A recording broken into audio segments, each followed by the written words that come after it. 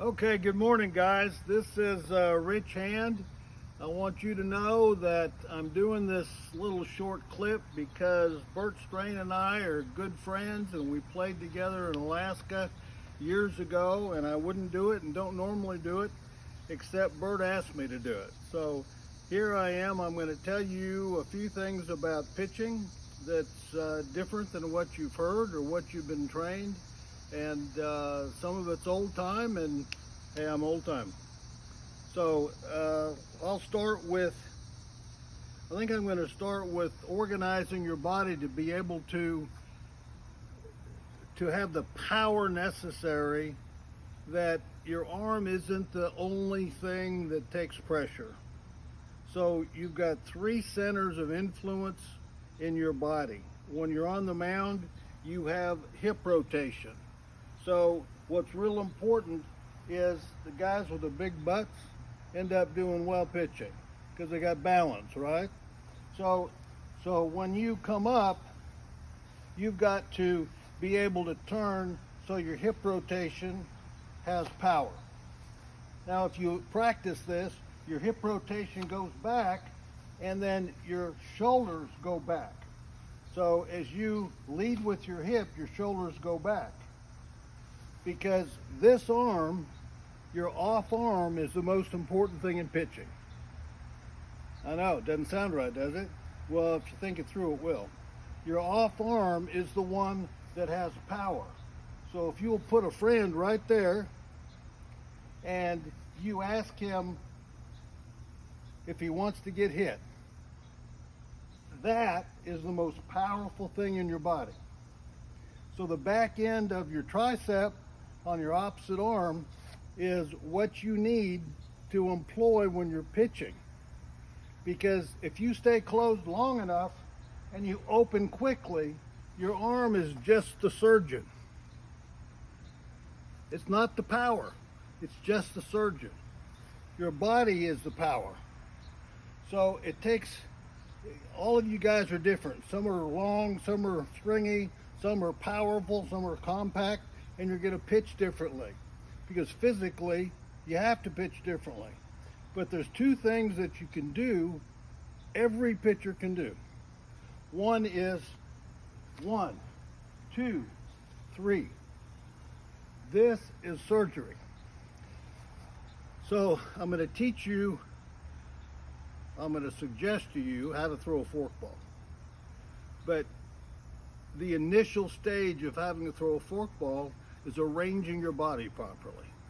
So when you come back, and I know they've got everybody doing elbows in, no wind-ups, and you look like this. That's not it. That's all about the guy speed from first to second base. Well, if he doesn't get on, why would you need to do that?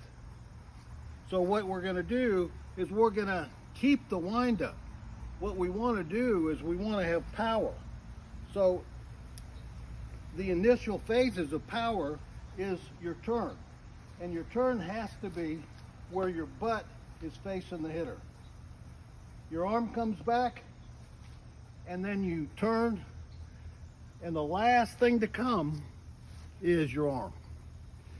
So if I can give you an example, it's Nolan Ryan. Nolan had a surgical hand. That's what he had.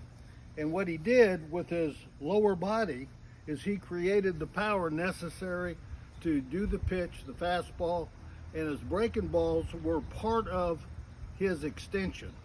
So here we go with what we're going to do. If you're going to throw a fastball, you're going to throw it with a flat wrist. 4-seam fastballs, flat wrist. 2-seam fastballs, flat wrist. Now, I can get greater drop if I extend my arm and have it be a 3/4 slot. Then my 2-seamer will work better. You're trying to get movement. A fast 100 miles an hour isn't as good as an 85-mile-an-hour pitch with great movement, because it changes planes. You have an initial plane that is the length of the bat. And if your fastball goes straight at that plane and doesn't go anywhere else, it's the easiest pitch to hit. So it can be 150 miles an hour, and they'll adjust to that.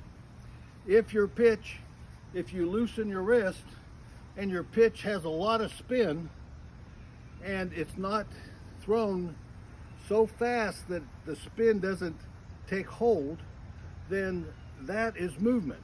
And that movement changes two planes. So it's either going up or it's going down. So the plane is real important to what you want to do. And then I'm going to give you a changeup, which changes planes, but puts them out on their front foot. So a breaking ball is, the elbow leads the breaking ball in today's game, and it goes up before it goes down. So what you want to do is you want to extend your back arm and have the length of travel of your breaking ball all the way as far as you can, and then accelerate your arm, and it'll give the spin that goes straight and down. Looks more like a fastball. So when developing a pitch, and the forkball was something that was created a long time ago, but Elroy Face was on TV in 1957. I know that seems like a long time to you, but I was alive and I was a kid, and I saw this interview, and Elroy Face was interviewed and said, I throw a forkball, and that forkball looks like this. So I grip a forkball. This is a play ball. You guys will have to have big enough fingers to do on a real ball. But this is a forkball. Now, what does a forkball do? A forkball takes the spin off the ball while throwing. Your arm slot and your arm speed is consistent with your fastball. So in your mind, what you're going to do is you practice a forkball is you're going to throw it just like a fastball. But it's going to come out, and you're going to rip through the side of the ball like this, and it comes out and it takes the spin off of it. Now that ball will float. It'll come kind of like a knuckleball, but it has more of a tumble effect. And at the last, they generated a split finger off of this pitch. It's a forkball. So if your fingers are spread and it actually contacts the inside of your fingers on each side of the center of the ball, then you have a forkball grip. Now later on, you'll be able to play with it, and you'll be able to change it to a seam and throw it like that, and it'll have more of a left-hand seam to it, and it'll go outside. So you can control what you do with it. I used to throw it straight overhand because my fastball was straight overhand, and I'd come here and I'd rip through it, and it looked like a fastball, and then it would float, come in. It was a hell of a pitch. So a split finger is taking more of the ball and gripping it in many different ways to create spin. Now that spin will be 8 to 10 miles an hour slower than your fastball, which is perfect for a changeup. So you've got to get in your head that I don't throw every pitch the same way, or the outcome's different. So a curveball is done differently. We'll get into that the next video, but the forkball is one that you can throw at the same arm speed that you threw your fastball. And that's real important, because visually you have to throw it ahead where your hand's on top of the ball and rip through it. If you throw it back here, it'll go everywhere. So concentrate on the travel time. Get your arm back, this arm back, this arm back. And when you get right to here, you wait and then you pull it down. So this is something you can play with. It's maybe the best pitch in my arsenal over a few years. But what happens is that hitters get used to it. And you can throw a fastball on 3-2 or 2-2, and that's a surprise, because they're used to seeing an out pitch.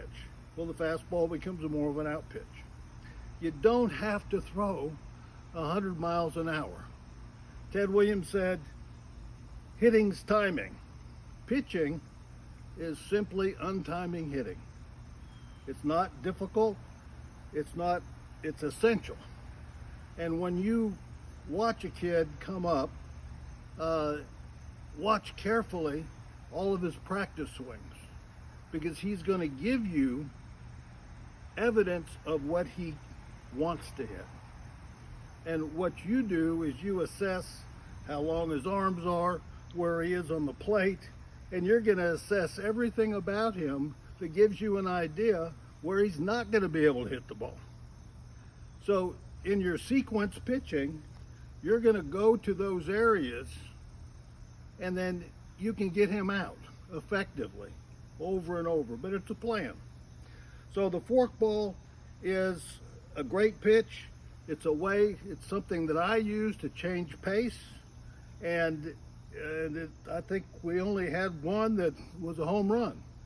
So this is an effective tool for you. Play with it, see how you feel about it, talk to Bert about it, and I'm looking forward to hearing your successes. Thanks a lot. Bye-bye.